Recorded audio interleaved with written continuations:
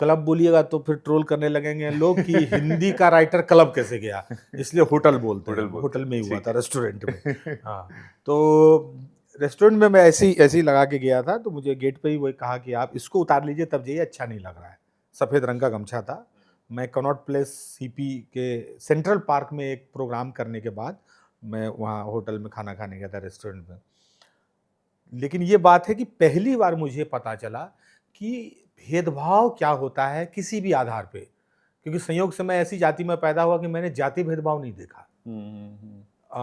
मैं ऐसे घर में पैदा हुआ जहां पर संयोग से मैंने सामाजिक भेदभाव भी नहीं देखा जी। लेकिन एक कल्चर के आधार पे, संस्कृति के आधार पे, पहनावे के आधार पे जब भेदभाव मुझे केवल 30 सेकंड या 1 मिनट के अंदर मुझे पसीने से उसने भिगा दिया और मैं इतने तनाव में आ गया और मैं कांपने लगा कि यार ये कैसे हो सकता है कि कोई मुझे मेरे कपड़े के लिए कहे कि आप बाहर चले जाओ, आप इसमें सूट नहीं कर रहे हो, आप इसके लायक नहीं हो।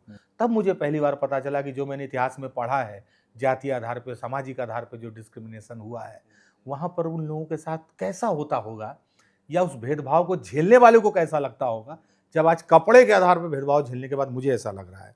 तो मैंने बस उसी का प्रतिकार किया। मैंने, जो होता है एक विद्यार्थी झगड़ा करता है, कुर्ता उर्ता समेटा, अंदर गया, खाना खाया। लेकिन मुझे लगा कि इसका विरोध कायदे से इसलिए होना चाहिए क्योंकि मैं मामूली आदमी हूँ। मैं दिल्ली के मेयर का लड़का हूँ नहीं, सांसद का लड़का हूँ नहीं, तो मेरे में ईगो है नहीं क्योंकि मैं ये हूँ ही नहीं। तो इस किसको संतुष्ट करेगा सॉरी बोल के?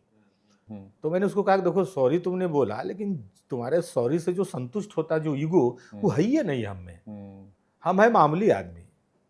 हमारे पास तो दिल ढूंढने पर बहुत मुश्किल से मिलता है, जिस पत्थर को छू देते हैं उसी को कहते हैं कि यही दिल है। तो इसमें ईगो कहाँ से आएगा?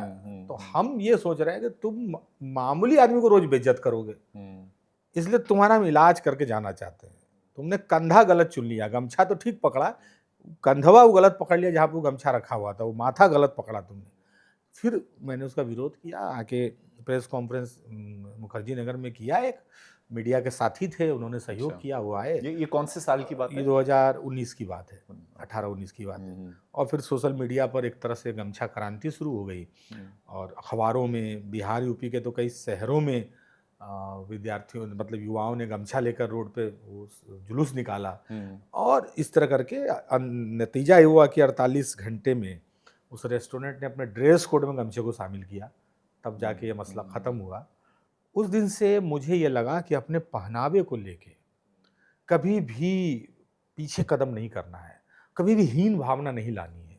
और तब से मैं सर किसी भी प्लेटफॉर्म पे होता हूँ तो मैं ये लगा के जाता हूँ, और इसलिए लगा के जाता हूँ कि मुझे ये ज़्यादा सहज करता है जी। इसलिए नहीं कि मैं किसी आंदोलन के लिए आपको आंदोलित कर रहा हूँ या आपको उद्वेलित कर रहा हूँ। बड़ा अपने रूट से जुड़ते हो। हाँ, मैं आपको ये नहीं कह रहा हूँ कि आप भी गमछा लगाओ, अगर आप बिहार से हो तो, आप यूपी से हो तो आप गमछा क्यों नहीं लगाते हो? नहीं नहीं नहीं, मुझ में ये सहज ये प्रवृत्ति आई कि मैं इसको माथे पर रख के चलूंगा, मैं इसको हीन भावना से ग्रसित नहीं होने दूंगा, क्योंकि इसने मुझे इसी कारण से कहा कि बाहर जाओ, तुम अच्छे नहीं दिखते हो।